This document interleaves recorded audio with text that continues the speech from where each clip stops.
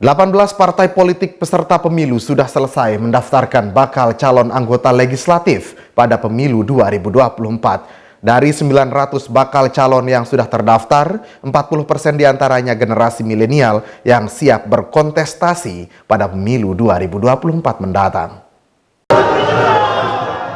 Proses pendaftaran calon anggota legislatif telah selesai dilaksanakan oleh Komisi Pemilihan Umum Kabupaten Lombok Timur. Saat ini para penyelenggara pemilu masih melakukan verifikasi berkas bakal calon baik secara administrasi maupun secara faktual. Dari 18 partai politik peserta pemilu yang telah mendaftarkan bakal calonnya, 40% diantaranya bakal calon generasi milenial yang ikut serta pada Pesta Demokrasi 2024 mendatang.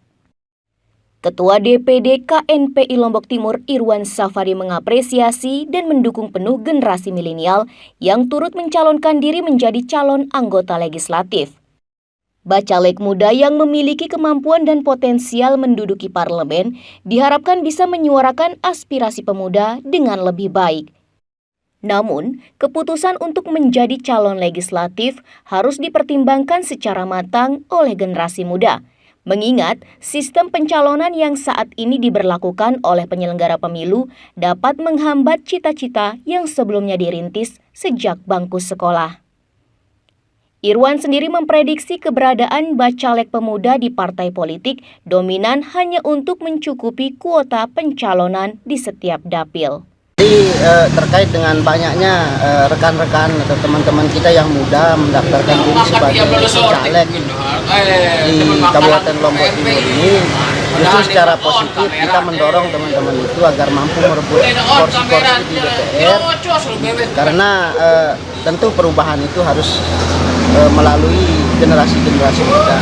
Tetapi ada juga banyak caleg-caleg yang bermunculan, terutama yang masih labil soal politik dan lain sebagainya, yang itu saya lihat akan merusak masa depannya ke depan dengan bergabung ke partai. Pak, ini sebagai hanya untuk mencukupi slot untuk mendaftarkan di KPU atau gimana sih? Nah, kalau kita berbicara untuk mencukupi, bisa jadi begitu, untuk mencukupi kekurangan caleg-caleg di beberapa partai, sehingga anak muda yang belum saatnya untuk terjun ke dunia politik itu dipaksakan untuk berpolitik begitu. Tetapi khusus untuk rekan-rekan muda yang sudah merasa matang, yang sudah merasa mampu secara materi maupun secara pemikiran-pemikiran ke depan, ya justru itu kita akan dukung total selaku pemuda. Kan kita berharap juga ada wakil-wakil kita nanti yang akan memperjuangkan aspirasi-aspirasi pemuda di kursi DPR. Selain pemuda, calon legislatif dari generasi milenial ini juga mendapat respon dari akademisi Nusa Tenggara Barat, Abdullah Muzakkar.